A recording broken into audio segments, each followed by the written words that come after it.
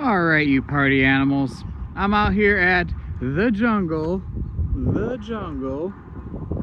once again, letting you know that starting December 1st, we'll have all these corrals set up, and we'll have room for vendors, advertisers, local businesses, food vendors, crafters, whatever, to start renting out, basically subleasing these vendor spots. And here's an example of two of them I've set up. Okay, a slightly smaller front one and a bigger one here. That's just so people can drive in at a good angle right there. So super cheap, $100 a month per spot, $50 a week, $10 a day. So that's how we're setting it up. You got a garage sale you want to do, you want some stuff you want to sell, you want the location of South 8th and West Walnut. Actually, I just learned today 8th Street used to be called West Street. So this is West Street and West Walnut, if you're going back to like the early days of Mayfield. And 9th was Cherry. Isn't that something? Anyway, you may have noticed, oh gosh, all this scrapey wapey going on. Yeah, I'm scraping all this up because we have a couple gallons of fresh white primer. We're gonna put on the front, basically the whole thing, scraping the whole thing, and get this primer down, and then we're gonna paint the whole thing a light gray, so this building looks like a stone temple in the midst of the jungle. Which again, this will all be decorated, rainforest vibes, artsy. And let's go back to the corrals here so I can explain a little bit more what I'm looking at, hoping for. Yeah, somebody could rent one of these corrals, put up a couple sandwich boards with links to their website, maybe make some sales. And by getting involved, you got me in this content creation studio. It's gonna promote the crap out of your product. And just really, I mean, you're gonna get so many Facebook posts and shares and content created, that's going to be worth $100 alone. But a couple sandwich boards will work, but that's not as exciting as doing like an art piece of it. I was talking to a local business owner about creating like a natural spa vibe to represent their business, so that people kind of walk around the space and maybe they get little ambient noises that are being made from little motion sensors that kind of give a vibe, right? And I'm sure many of you know I work closely with 15&B Neighborhood Garden. I'm hoping we can get something representing the garden out here, and say if that were here, then I would sculpt a bunch of stuff to look like, garden plants, and maybe have some, year-round stuff growing out here, and then maybe something like a sundial right in the middle that just, in a very artistic way, advertises what 15&B is about, but then, also give people an experience.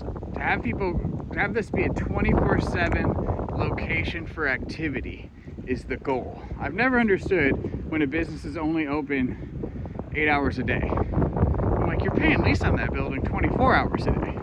So I've always been most interested in business models that could operate 24/7.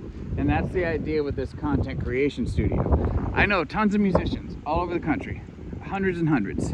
I've booked probably something like 600-700 acts in my life, maybe more. And I've played music all over the country myself as well. I have, some ties in Paducah, sure. I have actually more ties in Nashville, strangely, though I've only played there a couple times. But I just happen to have a lot of songwriter friends who live there.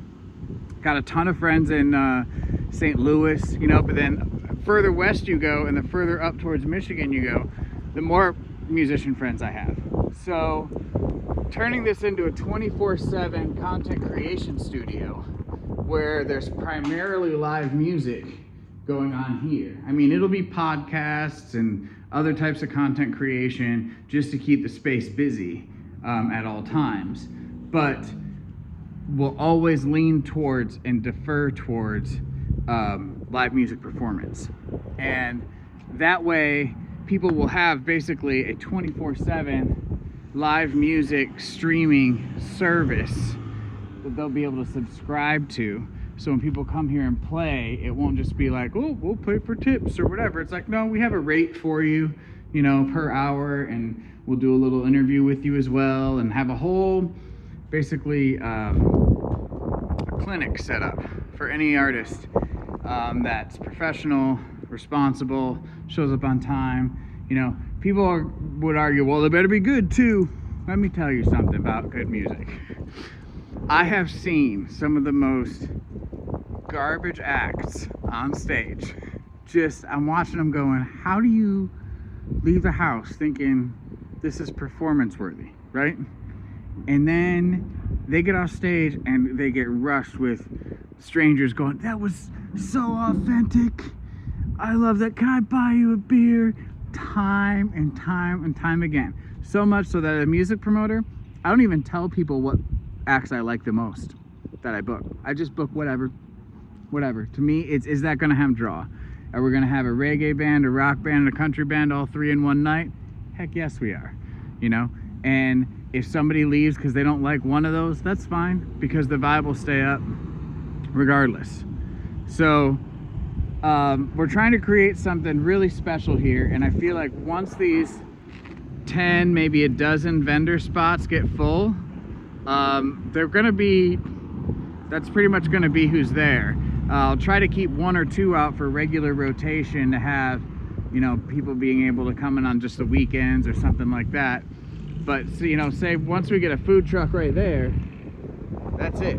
That's where they're gonna be. And so, you know, if you've been following this process, you might have sensed some excitement from me, from other people in the community about it, and interest. I mean, this building has a lot of local interest for people, and we're turning into something community driven rather than waiting for some, you know, profit driven entity to move in there. But Julian, you just said you're gonna make a bunch of profit streaming live music. Yeah, right, to help build the creative culture of the community. I mean, I'm a t-shirt and jeans guy. I hope to never wear a suit for the rest of my life. I hope I never have to wear a suit for the rest of my life. So I'm not out here trying to buy myself a Maserati or any of that kind of nonsense. I'm just trying to help develop the creative and cultural community of the place I now call home. So this is what's happening with the jungle.